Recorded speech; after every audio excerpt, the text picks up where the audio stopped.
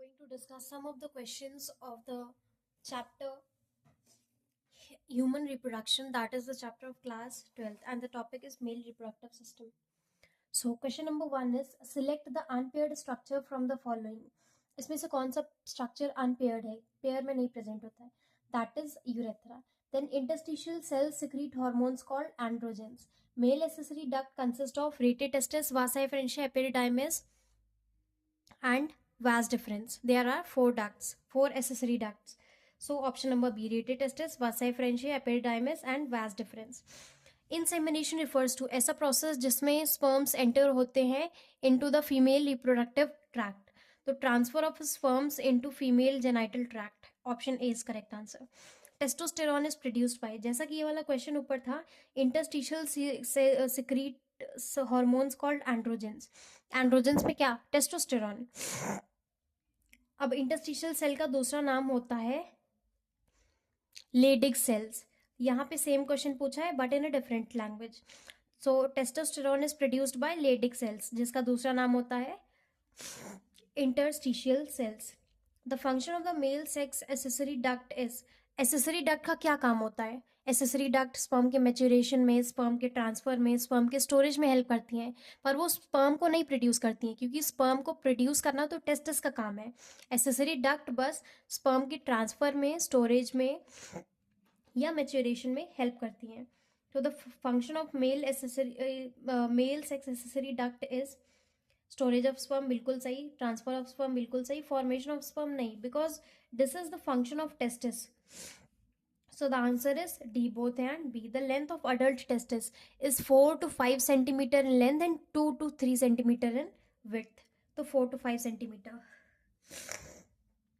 The secretion of the seminal plasma consists of fructose, calcium and certain enzymes. No enzymes नहीं होगा, iron नहीं होता है. Then sucrose, calcium, sucrose नहीं होता है, सुक्रोज नहीं होता है, आयरन नहीं होता है, और ऐसा नहीं कि कोई भी एंजाइम नहीं हो जाता है, सर्टेन एंजाइम्स. तो option number B is the best answer. The secretion of which glands helps in the lubrication of the penis. What is the meaning of lubrication? Lubrication का मतलब क्या होता है? मार्केट में काफ़ी सारी ऐसी चीज़ें आती हैं which helps in the lubrication. क्या मतलब है? Oil lubricants. लुब्रिकेंट्स यानी कोई चीज़ जो किसी चीज़ को चिकना कर दे, ऑयलिंग कर दे, ग्रीसिंग कर दे, चिकनाहट के लिए यूज़ किया जाता है, उसे बोला जाता है लुब्रिकेंट. तो यहाँ पे भी सेम चीज़ है, लुब्रिकेशन का मतलब होता है चिकना करना. तो बल्बोयूरेथ्रल ग्लैंड एक सब्सटेंस सिक्रीट करता है विच इज कॉल्ड म्यूकस, और ये म्यूकस पीनस की लुब्रिकेशन में हेल्प करता है. तो bulbourethral gland, the secretion of which glands helps in the secretion of the पीनस, bulbourethral gland. और बल्बोयूरेथ्रल ग्लैंड क्या सिक्रीट करता है? म्यूकस.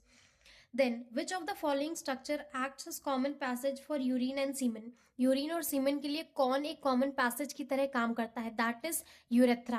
क्योंकि यूरेथ्रा अराइज कहाँ से होता है? Think it as a urinary bladder. Urinary bladder से यूरेथ्रा अराइज होता है, तो ये यूरिन तो कैरी करेगा ही. और साथ ही साथ इससे एक डक्ट आके जुड़ती है जिसे कहा जाता है कॉमन इजैकुलेटरी डक्ट. ये कॉमन इजैकुलेटरी डक्ट अपने साथ सीमन कैरी करके ले आती है, इसलिए यूरेथ्रा से यूरिन भी कैरी होती है और यूरेथ्रा से सीमन यानी स्पर्म्स भी कैरी होते हैं. तो इसीलिए हम लोग यूरेथ्रा को कहते हैं urinogenital duct, because it carries both urine as well as the sperm. So urethra is the correct answer. Supporting cells found in between spermatogonia are Sertoli cells. Spermatogonia का मतलब होता है male germ cell. Male germ cells या spermatogonia के साथ जो supporting sales होती है सेमिनिफेरस ट्यूब्यूल में, उनका नाम क्या है? सर्टोली सेल है, या सस्टेनिकुलर सेल है, या नर्व सेल भी कहा जाता है. Which of the following male accessory gland is not paired? कौन पेयर्ड नहीं है? सेमाइनल वेसिकल पेयर्ड होता है. बल्बोयूरेथ्रल ग्लैंड मटर के दाने के साइज का पेयर्ड होता है. प्रोस्टेट ग्लैंड सिंगल होता है. अगर हम लोग प्रोस्टेट ग्लैंड का लॉन्गिट्यूड, अगर हम लोग मेल रिप्रोडक्टिव सिस्टम का लॉन्गिट्यूडनल सेक्शन देखते हैं, so it appears like that it is paired, but actually it is not. So prostate gland actual में कैसे होता है? ये मान लो यूरेथ्रा है और ये ऐसे प्रेजेंट होता है, ऐसे, है ना. अब लेकिन जब हमने इसका सिंगल है, ये ऐसे होता है, लेकिन जब हमने इसका सेक्शन किया तो ऐसा लगता है कि ये पेयर्ड है अलग अलग, लेकिन ये पेयर्ड नहीं है एक्चुअल में, ये ऐसे होता है, पेयर्ड नहीं है ये. बट जब हमने इसका लॉन्गिट्यूडनल सेक्शन किया, इस वजह से ऐसा अपीयर होता है कि ये पेयर्ड है, but actually it is not. So the answer is prostate gland. In mammals, the testis is present in scrotal sacs outside the abdomen due to. Mammals में टेस्टिस आउटसाइड द बॉडी क्यों present होता है? क्योंकि spermatogenesis होने के लिए कम temperature की ज़रूरत होती है. Requirement of low temperature 2 to 2.5 degree Celsius lower than normal body temperature.